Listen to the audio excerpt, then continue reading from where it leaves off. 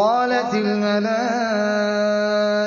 يا مريم إن الله يبشرك بكلمة منه اسمه المسيح عيسى ابن مريم وجيها في الدنيا والآخرة ومن المقربين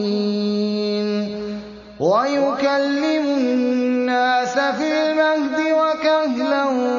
ومن الصالحين قالت رب أنى يكون لي ولد ولم يمسسني بشر قال كذلك الله يخلق ما يشاء إذا قضى أمرا فإنما يقول له كن فيكون ويعلمه الكتاب والحكمة والتوراة